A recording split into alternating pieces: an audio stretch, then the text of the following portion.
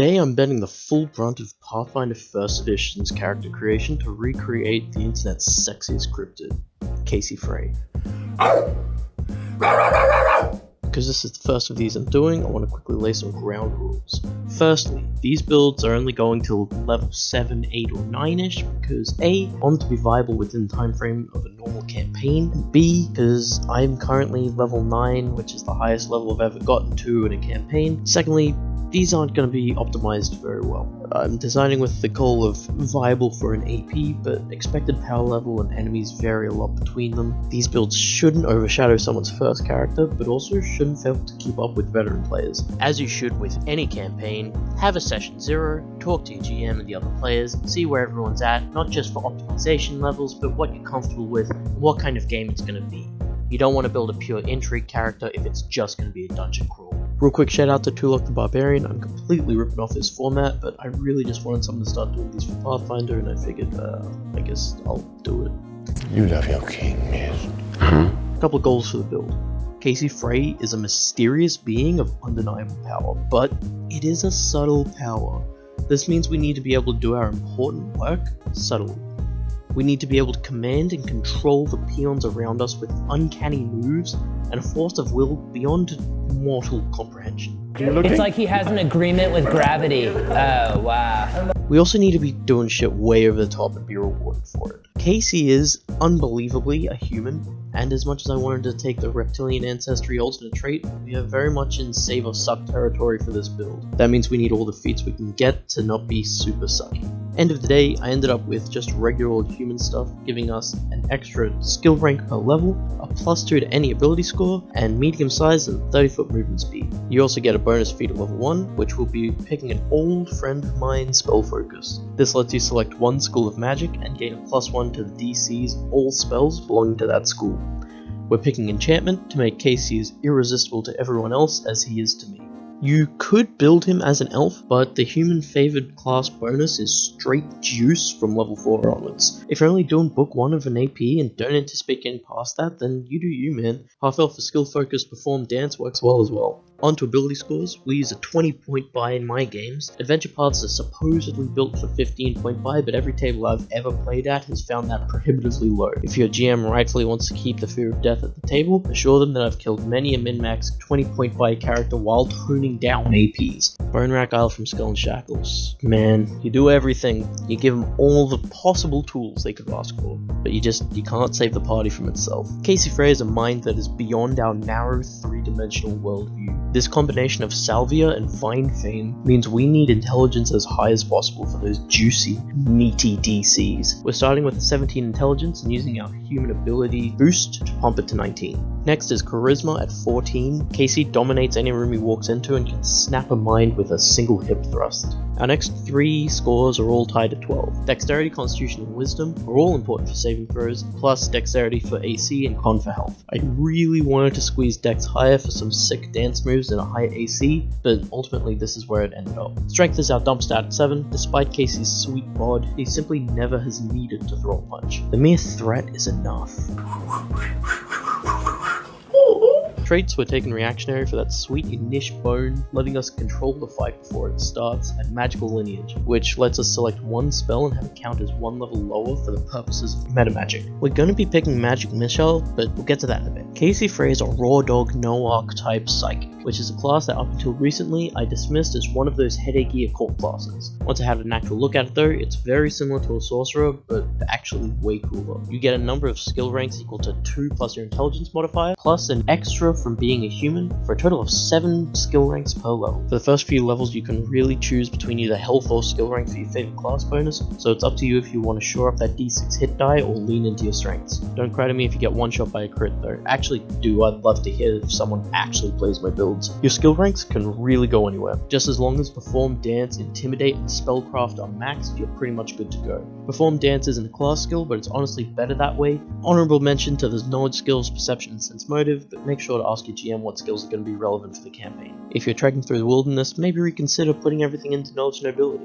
Actually, do it anyway. It's fun. Psychics have a frantic pool, which is a resource you can spend to amplify your spells. It refills each day, and you want to spend these points as often as possible, as our psychic discipline makes it super easy to fill our pool back up, but I'll get to that in a bit. You have a maximum pool of frantic points equal to half your psychic level plus our charisma modifier, meaning at first level, our pool is only 2 points. Some psychics are wisdom secondary instead of charisma secondary. It's based off your discipline, so double check that if you're tweaking the character at all. We get our first frantic amplification at first level, and we're getting overpowering mind. This lets us spend 2 points from our pool, that's the entire pool, just FYI, to increase the will save DC of the linked spell by 1. This isn't necessarily as good as the power we're about to get from our discipline, but it does stack once our pool increases enough to spend them both. Our psychic discipline is pageantry. Casey gains psychic power from ostentatious displays of himself, and bends the ritual of the dance into magical dominance over those around him. This gives us ritual unity, which gives us +2 skill checks as part of an occult ritual, which is a subsystem I'd never heard of, and while it seems cool, I wouldn't try and jam it into just any game. Again, that's something that's really up to the GM. The real benefit of ritual unity is that whenever you aid another on a skill check and beat a DC 20 instead of 10, you grant a +4 instead of a +2 bonus. If you grant the +4 and they succeed on their check, you get a frantic point back. There is no limit on how many times you can regain a frantic point, so don't be afraid to just spam amplifications. Just remember,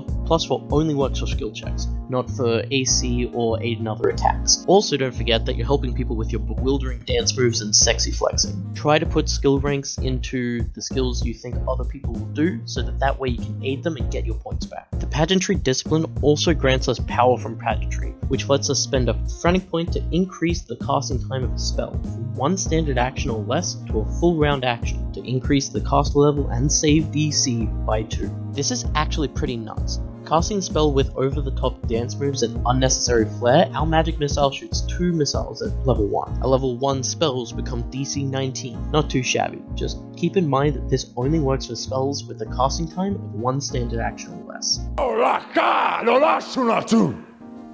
Did you just cast a spell on me, dude? For our first level feat, we're taking Greater Spell Focus Enchantment. This means that our command baseline DC is 17, however, we only have 7 health and 15 AC, so stay behind Travis and Chet. Because psychics are intelligence-based spontaneous casters, you only have a limited selection of spells known, but you can use any of your spell slots to cast any spell of the same level that you know. Psychic casters don't use verbal or somatic components, and instead use thought and emotion. That means that you can cast even when paralyzed or pinned, though you can't be under any emotion effects, and unless you center yourself as a move action, concentration check DCs are 10 harder. At level 1, Casey knows 4 knacks, which are their cantrips, and we've only taken the absolutely most important ones. Open/close lets you open a door with a wave of your hand and close it behind you. Prestidigitation, among other things, lets you unbutton a shirt flap in the wind for an hour at a time. Detect psychic significance lets you find psychically significant objects within 40 feet of you that work with the psychometry's occult skill unlocked the appraise skill. It's a little weird subsystem that I only looked into researching for this video, but I've actually since played with it and it's pretty fun. Basically, you can make a DC 15 appraise check to learn information about the history of an object, such as who had it last, what kind of emotional state they were in. Definitely give your GM a heads up if you plan to use this, but it's nice to give appraise an actual in-game use. And finally, Daze, which is one more of those cantrips that is just useless after the first couple of levels. It is a will save negates against 1 humanoid creature of 4 hit dice or less, and if they fail, they are dazed for 1 round. Level 1 psychics know 2 first level spells. First up is Mage Armor. Classic. Casting Mage Armor gives us +4 armor bonus to our AC, putting us from 11 to 15, and letting us remain shirtless. It lasts an hour per cast level, which right now is 1, but with power from pageantry, that goes up to 3 hours, which might actually be worth it considering how easily we can get our frantic points back. It might be tempting to take the Rich Parents trait for a Wand of Mage Armor, to which I'd say yeah man, go for it, especially if you're not feeling the magic missile shenanigans coming up. Speaking of which, our second spell at level 1 is Command. I really agonized over whether to take this over Magic Missile, but Command is really what the build is about. As a standard action, you give target living creature a single command that it obeys to the best of their ability for 1 round. You can select from a list including Approach, they move towards you as quickly as possible. Drop, they drop whatever they're holding. Flee, they run away as quickly as possible. Halt, they stand in place. Fall, they drop prone and stay there for 1 round.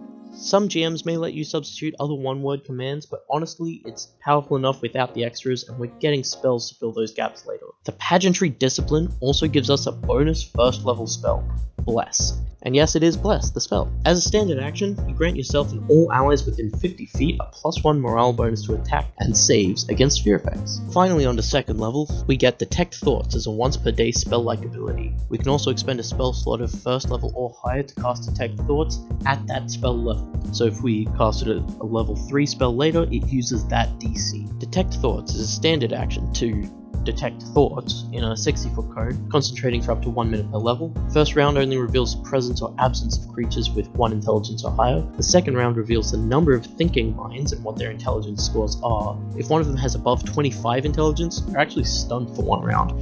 This doesn't tell you the actual location of any of these creatures. The third round lets you read surface level thoughts with a will save to negate. If they make the save, they're immune until you recast the spell. We also get another 0 level knack. If no one in the party has detect magic, laugh in their faces and take message, which lets you whisper a message and receive a reply from 1 creature per level within medium range. Nearby people can overhear your message with a DC 25 perception check. They can detect their own damn magic, and we have important calls to take. If you really need detect magic, you can use your human favor class bonus for it, but if someone has it, just take the skill rank. At third level, we get an extra first level spell slot and a spell in our repertoire. You already know we're taking Magic Missile. As a standard action, you shoot a missile that deals 1d4 plus 1 force damage and can't miss. No attack roll, nada, just happens. At each odd caster level, you shoot an extra of missiles, so at third we shoot 2, at fifth we shoot 3, and so on. This means by default we shoot 2, and by casting as a full round action with power from Pageantry, we shoot 3. Third level psychics get a Phrenic Amplification. We're taking Focused Force, which is when you cast a force spell, you can spend a Phrenic point to increase the damage dice by 1 step. As a throwaway, totally not relevant example, Magic Missile would go from a d4 to a d6. You can't stack amplifications, so you can't just dump all your points into a Mega Missile that does d12s, but this is more of a get out of jail card than counter ender. Unless? Our feat this level is Toppling Spell. This is a meta magic feat which we can only apply to force spells. When we damage, move, or make target fail its save, we can also make a free trip attempt. Trip attempt uses our caster level plus intelligence instead of CMB, so at third level that's going to be at +7. This trip doesn't provoke attacks of opportunity, and they can't trip us back if we fail. This also applies on each instance of damage, so when we put it on Magic Missile, that's 2 trip attempts. Normally, to use Toppling Spell, you need to use a spell slot 1 higher, but thanks to Magical Lineage, we can put it on Magic Missile for free. This isn't a new combo by any means, but it does mean you can force multiple foes to their knees at once. However, as a spontaneous caster, we do apply meta magic feats to a spell by increasing its casting time to a full round action. If it already took a full round action, such as because of power from Pageantry, it then takes 2 full round actions. That's basically 2 full turns, but it's a good back pocket tool. For instance, if we put absolutely everything we can into a single casting of Magic Missile, we're looking at 3d6 plus 3 unavoidable damage with 3 trip attempts at +9. This would take 2 turns from Toppling Spell and Power from Pageantry, cost us 1 first level spell slot and 1 Phrenic Pool. Bit of a Hail Mary there, but it's there. Character level 4 gives us our first ability increase. We're going to use it to round our intelligence up to a 20, gives us an extra first level spell slot, +1 to our save DCs, and an extra skill rank per level. Don't forget, those extra skill ranks get backpaid like a Senate claim that I put off for 2 months because I have no idea how to claim that I don't earn anything for my ABN. Doesn't even do anything. I got it for a job. I quit before I even signed anything. It's just my name and then a bunch of numbers. It's meaningless. 4th level Psychic gives us access to 2nd level spells. 1 we get to pick and 1 from our discipline. For our Chuzo Spello, we're grabbing Hold Person. Forces a will save on 1 humanoid, or they become paralyzed and freeze in place for 1 round per level. They can take a full round action each turn to attempt a new save to break free. We add another 2nd level spell to our repertoire from Pageantry Discipline, which is Calm Emotions. As a standard action, we create a 20-foot radius within medium range for as long as we spend a standard action to concentrate, plus an extra round per level afterwards. Creatures in the area make a will save or become completely enraptured with our sweet moves. Did I say concentrate? I meant begin rapping. Really fast. Oh no, and I'm gonna so, and I'm gonna go, and I'm gonna pull, but it's cold on, it's cold outside, I'm gonna go, then I'm gonna go, then I'm gonna go, then I'm gonna spin, then I'm gonna pull, then I'm gonna pull, but it's in the door, Affected creatures cannot take violent actions or do anything destructive. Any aggressive action against or damage dealt to any calm creature immediately breaks a spell on all the affected creatures, so make sure you hold back your bros. The spell also suppresses, but not dispels, any morale bonuses, including bard songs or barbarian rages. It removes fear and confusion effects too, but everything comes back when the spell ends. Note that this doesn't stop any non-violent actions, including self buffs and running away. We're also doing something I almost never do in Pathfinder. We're using our human favorite class bonus. On a d6 class with 12 dex, it might be scary to lose that extra hit point. Don't worry, baby girl, I'll hold your hand. Human psychics can use their favorite class bonus to learn an extra spell of one level lower than their highest spell level. Up until now it would only give us extra knacks, but now we can cast second level spells. We can learn more first level spells. For this level's favorite class bonus, we're taking Lock Gaze, which is a standard action to make one creature within close range unable to look away from you for 1 round per level. Will save negates. While they're staring at you, everyone else gets 20% concealment, and if it willingly breaks line of sight, it becomes blinded for 1 round. If you break line of sight, fall unconscious or die, the spell just ends, so don't die. I'm pretty sure this is the spell that Casey Frey casts through my phone screen every night at 4 AM. His videos go for about a minute, meaning it's casting it around cast level 10 or so when we're level 7 at the end using power from pageantry, that's cast level 9, so yeah. Shh. Okay. Funny little boy. You might have noticed we've got a lot of concentration spells, but don't worry, we're going to deal with that real soon. 4th level grants us a new knack, so if you haven't got it yet, you can get Detect Magic, I guess. It's like, we're taking Detect Poison, which lets you sniff out salvia wherever it may be. If no one else has Detect Magic, someone will probably take it soon when they roll up a new character, because everyone misses all the magic items. Not really our problem though, so... Level 5 Psychic, we get another Discipline power. Pageantry gives us Force of Habit. This allows us to spend a point from our Frantic pool when we cast a concentration spell to maintain concentration as a swift action, and cast other spells while concentrating. This means that we can hold person and enemy and then keep going about our day in combat, or even double up on hold persons. Hold people. For our 5th level feat, we're taking Improved Initiative, giving us another +4 to initiative. Go first, lock down the big guy, let our goons deal with the rest. We can grab another 2nd level spell, so let's grab Hideous Laughter. One creature within close range makes a will save or falls prone laughing for rounds per level. They're not helpless, but can't do anything but make a full round action to save each turn and laugh. At first glance, this might seem worse than Hold Person, especially considering we can't coup de grace the target, but not requiring humanoid targets makes this a good alternative. Non-humanoid creatures get +4 to the save, as human doesn't translate well, which makes absolutely no sense for our character. They just don't understand the nuance. Finally, for 5th, we get 2 more 1st level spells, one from 5th level and one from our favorite class bonus. We're going to take Murderous Command, which, on a failed will save, causes one creature within close range to do everything within its power to kill its nearest ally for 1 round. This can do anything from waste a turn and one-shot an enemy. Remember, the big dumb guy probably has the lowest will save. We're also taking Forbid Action, which is like Command's edgy brother. You forbid one of the following actions: attacking, casting, communicating, drawing, that's weapons and items, not pictures, but ask EGM, or moving. Nay! Oh.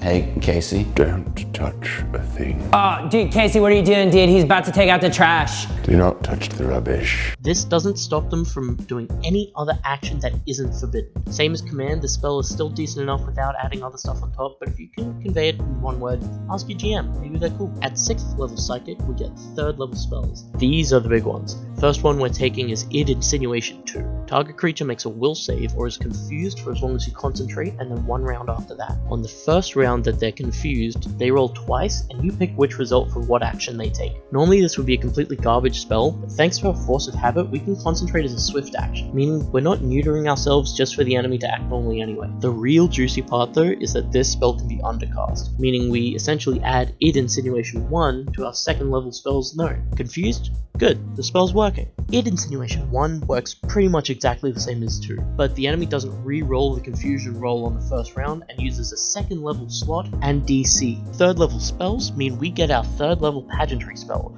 which is slow. Slow targets 1 creature per level, and for the next round per level, they are staggered, meaning they get either 1 standard or 1 move action per turn. Let your archer just kite them for a bit, and hope that your GM forgets that you can charge as a standard action if you're staggered. Or do remind them so that they kill someone and then they roll up a character with Detect Magic. Additionally, targets get -1 to attack, AC, and reflex saves, and they move at half speed. 3rd level spells also mean that our favorite class bonus can be 2nd level. So let's grab Invisibility. Invisibility vanishes us and all of our gear, essentially granting us total concealment, which is a 50% miss chance, and giving us +40 to stealth, or +20 when moving. This breaks if we attack a creature, which includes casting a harmful spell or any of that. What we can do is continue to maintain our concentration as a swift action, and flank enemies if you're feeling cheeky. If you've got to get out of dodge, dump a Calm Emotions, next turn swift action concentrate and turn invisible. 6th level gives us another knack, so shut your whiny fighter up who needs items to be able to do anything, and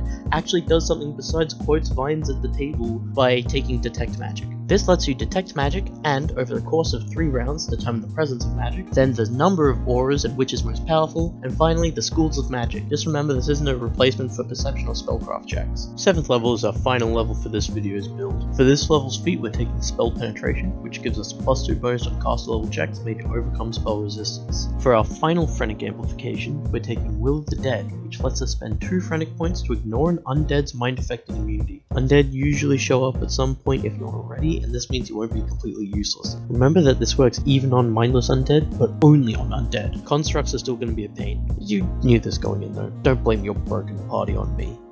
Look inwards. Finally, we learn 4 new spells. For 1st level, we get Charm Person, a spell that honestly should have probably been here from the beginning. Too late now, it's done. Charm Person targets one humanoid who, on failing a will save, interprets everything you do and say as the most favourable way possible to them. They regard you as an ally, and the attitude is treated as friendly. This lasts for an hour per level, so you have about a day with your new best buddy. If you're trying to make them do something they normally wouldn't, you have to succeed in a post-charisma check to make them do it. Any act by you or your apparent allies that threatens the target immediately breaks the spell, and they'll never do anything obviously harmful or suicidal. This is a spell that can really ruin a session, so be mindful. For our first 2nd level spell, let's take Animal Trance. Each animal or magical beast within close range with an intelligence score of 1 or 2 has to make a will save or be fascinated for as long as you concentrate. Bad dog. Are you fucking serious right now? You can affect up to 2d6 hit die of animals with this spell. Remember, we get all of our concentration shenanigans, so you can kind of get these guys on lockdown and then, I don't know, get a beer. We get another 2nd level spell from our favourite class bonus, which is going to be Mind Thrust 2. This targets one creature within close range who takes 1d8 points of psychic damage per caster level, capped at 5d8. Will save for half damage. This is another one of those freaky spells that can be undercast as Mind Thrust 1, which is a level 1 spell that does d6s instead of d8s. Other than that, identical. Finally, we get one last level 3 spell, which is going to be Deep Slumber. This is an encounter ender. Each creature in a 10-foot burst has to make a will save or fall unconscious. This functions exactly like sleep but affects up to 10 hit dice of creatures. This ends the build, so let's sum up. Pros: we can pump our save DCs up to 21 for 1st level spells if we stack Overpowering Mind and Powerful Pageantry, and that's before items. That's before your Headband of Vast Intelligence, which you hopefully have, which would put it up to 22 for a 1st level spell. That's 25 for your 3rd levels. We can still be useful against enemies with high will saves or mind affecting immunity thanks to our toppling magic missiles as well, and with high intelligence we can spread out our skill ranks and aid others with +4 bonuses on 8 and other checks. That's pretty big. Cons: we are squishy as we don't wear a shirt most of the time, so at level 7 our AC is probably only going to be about 20, and we'll have an average health of 37. That's not fantastic. Probably going to get one shot if you get hit. We are also kind of boned against high will saves, which, you know, save or suck, sucks to suck. Our skills will always be inferior. We want to aid others as much as possible to get our Phrenic pool back, which means that outside of perception, we're probably not maxing many skills out to try and spread them out and be as broadly applicable as possible. Overall, this is not a strong build. I've got it as a backup character for a campaign that I'm playing in, and I'm looking forward to it, but I anticipate this character to be very short-lived. The key is to enjoy your 6 seconds while you've got him, and maybe, just maybe, you'll touch someone's very soul. If you've enjoyed this build, I've got a few other videos out as well. There's one on the big 6 items that Pathfinder assumes you always have. I'm still playing around with what the format is. I'm hoping to make more videos if there's enough interest for it, so please hit me up with any feedback, requests, or comments on my socials in the description. And if you subscribe, who knows when the next video I'll actually make will be, but I'm hoping to make it like a weekly thing. Seems plausible, right? Yeah. What's the worst that could happen? Yeah, bloody go on, you know you want to do it. Yeah. Nah, just cheeky little button, you just gotta Alright, bud, mate, just gonna hit it. That's all you gonna do. Nah, you won't though, will you? Nah, you will. Oh, I can see, yeah, you will. Yeah, bloody go on then, mate.